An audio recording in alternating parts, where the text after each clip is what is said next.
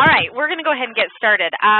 We are just starting to develop a discipline system, and we thought that we would show you how you can use the help desk right now until we get all of those discipline factors into the program itself. So we will be calling it SafeSchools for right now. In Utah, where we're at, that's how we refer to things that, or incidents that happen at a school that need to be referred to the district or to the state for that matter. So what I'm going to do is log in and kind of show you how I've set this up, and then I'll show you what it will look like for a principal. Normally the principal is the one, or an assistant principal is the one that would enter in all of the discipline infractions. Usually it's designated one person to work with the students and work with the teachers and parents whenever any discipline incident is involved. We know that teachers also might make requests as well. So basically we're just going to show you how you can track those incidents so that you have a paper trail and maybe some reports for those administrators on those particular incidents that happen at the location there. So in this particular configuration, I've just created one group. And I have created that group calling it Student Discipline 2015-16 school year, basically. And so the idea would be that each year you could create a group based on that year. So, you know, when this school year is over, we would create another Student Discipline 16 to 17. So inside that, what I've done is I've added two categories. And I have named those two categories, the first one being disciplinary infractions and the other being safe school violations. Basically, the disciplinary infractions are things that would be handled at the school, just a notation of what's going on. And then the safe school violations might be something that needs to be referred to a case management team or to the district office or to the state even, for that matter. So on the right-hand side, you can see that I obviously have a ticket pool that is created with this group, but Joshua Bell here is the principal, and I've made him the manager. And Brooke Cannon is the secretary, and so I've made her a technician. In the research that we've done, we've found that a lot of secretaries might enter the information for the principal, or the principal could do it themselves too. So that's kind of why we set it up this way. Now, one of the other things that I've done, I kept the statuses pretty much the same, but I added in some different resolutions. And as I was setting this up, I noticed that even with some infractions that I was putting in, I needed to add in some other resolutions as well. So it's always going to be a work in progress if you need to go ahead and add something in there. But I just have a few different ones here: met with the student and guardian, suspended from school, discussed the incident with the student, whatever type of resolution you can think of, you know, to describe what happened in that situation, you can go ahead and add in here. So what I'm going to do is log in as the principal. So I created a bunch of incidents, you know, over the past few weeks, but I created most from the secretary's point of view. The way that I figure most of the tickets will be closed out because they're going to be creating that incident after it's taken care of. Not usually are they going to come to the computer and put the incident in until it is complete and taken care of that way. So because this is the only thing in the discipline system, it's going to go ahead and default that here, so the principal won't have to select that. The contact and the location, I have set this up for just one particular school. I know that you're aware of how the help desk works and that you could add multiple locations if you were looking at it from a district point of view, or even 4 or 5 schools. So my location is going to go ahead and default here because it's the only one that I have set up. So under the category, I'm just going to go ahead and choose disciplinary infractions. And then underneath the category option, here's all of my different things that could possibly happen. We don't have a whole lot listed here. I'm sure the list is longer than this, but we're going to go ahead and go with a dress code violation. Now, under the assignment area, because I am logged in as the principal, I can go ahead and select myself there. Or if I select nothing, it will go to the ticket pool, which in turn would go to the principal. So I've added a custom field here for the student name. So what we're hoping to do in the next few months is to get this to where it can just import a file from your student information system, and then we can base some things off of, homeroom teachers, and we can pull the students in this way without having to type in their names. So I'm going to go ahead and put Coy in, and I'm going to put his student number. And then I'll go ahead and just type in the subject just like normal, what happened.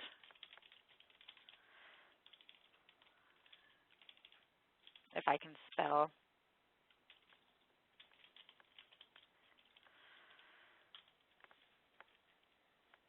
So basically they're wearing a drug-related shirt that we're asking them to remove.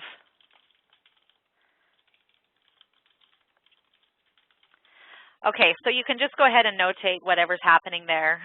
This watcher feature, we've decided you can go ahead and add in, like let's say a teacher reported this. So I went in and added a few teachers here if this is something that you wanted to do. It's just going to notify the teacher that, what happened, that it's been taken care of, or it's, something that you don't even have to do here either. So I'm going to go ahead, and of course, I'm just reporting on the infraction, so it's not going to be an open ticket. I'll go ahead and close it out, and then I'm going to put the resolution as to what happened with this. And so if I called the guardian, I can go ahead and note that. If it was something that I just discussed with the student, then I can note that as well. So I'm going to select called guardian, and then just submit. So all in one, I have submitted the incident, closed it out, and now it's notated and attached to the student. Coy Cannon. So if you'll notice, for the principal, he's going to see everything under My Closed Tickets. The only time he would see them, under the group is if there was an open ticket or if for some reason the ticket went to the ticket pool, because then it would definitely default here. So if there came a time where a principal or a secretary or maybe even a parent came in and asked for their student's discipline record, we of course can come here and do a search, and we can do that search based on our custom fields. So if we wanted to see, everything that Coy Cannon has in the system, I can select student name,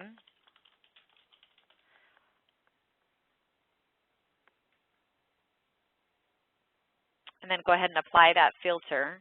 And it's going to pull anything that Coy Cannon has been associated with. So this is something that if you want to create a report based on this filter, I don't know if it's hiding my pop-ups here. Hold on, let's see.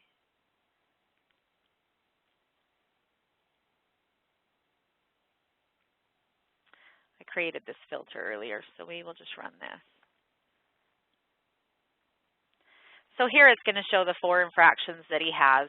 It's something that you can export to a PDF or to a CSV file if you need to, pass that along to somebody else. But you can also create a report in the system based on these filters. So these filters I've created, I've done some by name and then some just open incidents versus closed incidents. So under the reporting section, I want to look at all of the discipline up until now. So I'm going to go ahead and run this, and it's going to show me my totals. So I have 6 disciplinary infractions and 3 safe school violations.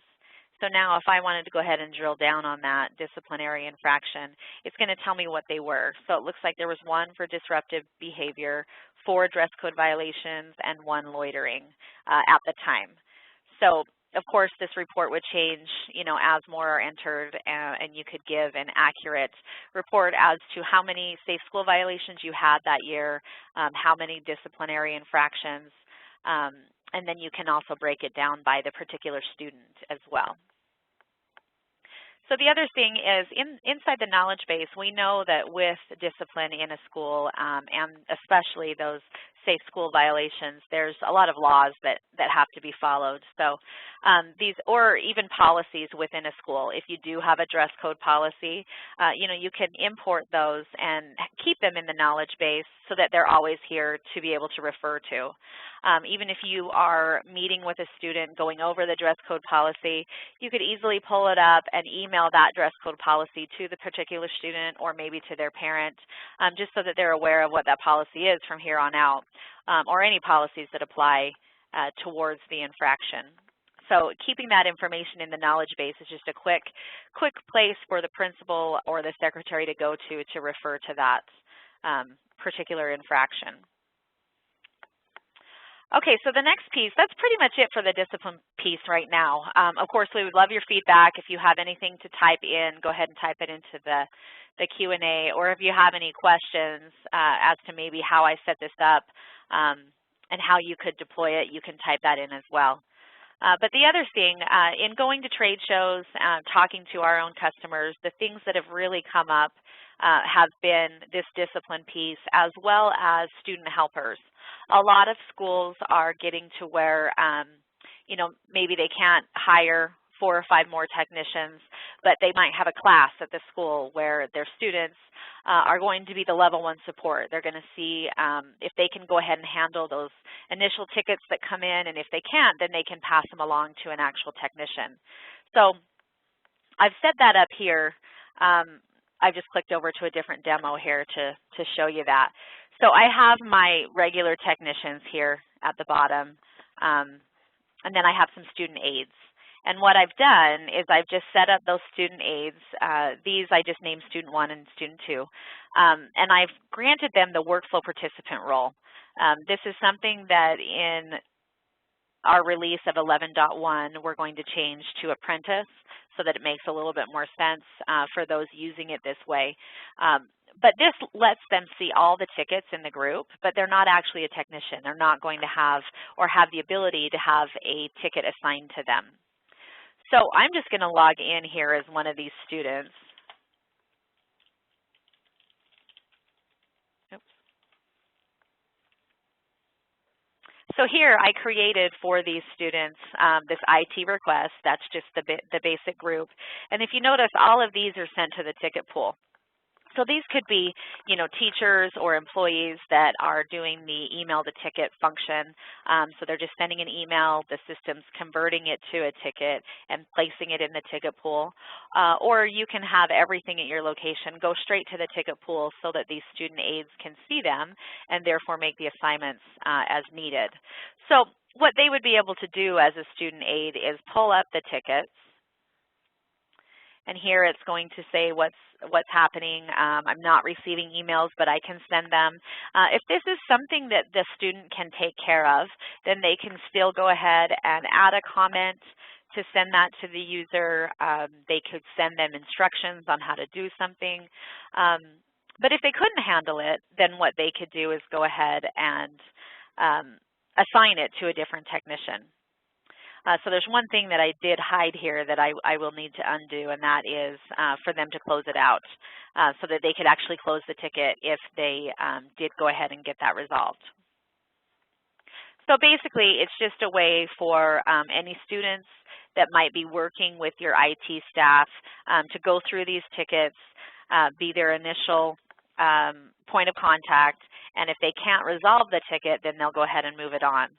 Now, in this particular example, I did name them Student 1, Student 2, but if you want to attach those to the students that are actually working so that you know who was logged in at the time and who worked on that ticket, you know, you could use their names and they could log in just as a technician would.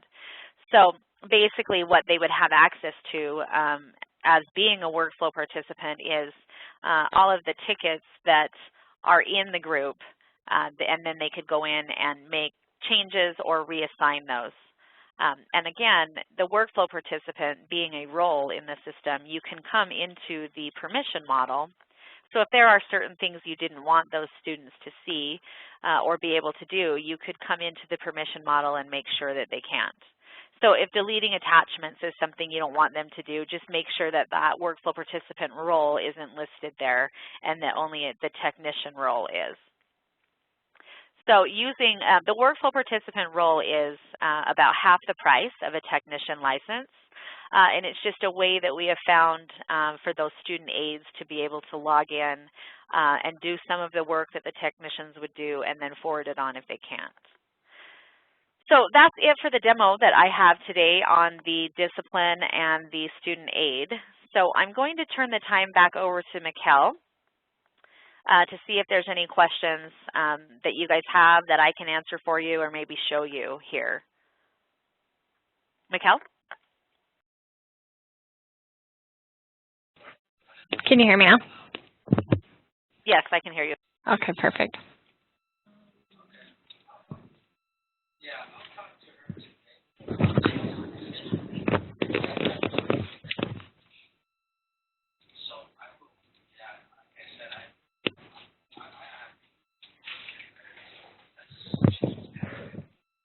All right, thank you so much, Catherine. At this time, we'll go ahead and give you a few minutes to enter in any questions you may have. Go ahead and enter those now, and we'll take a brief break.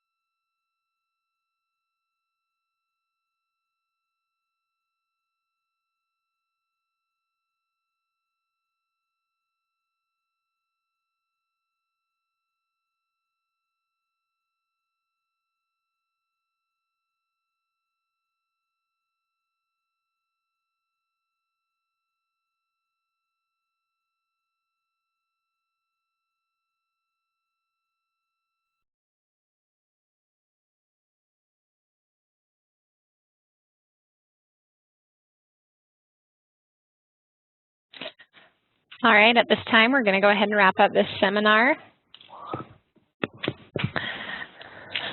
We remind you to connect with us on Facebook, LinkedIn, Twitter, and Google+.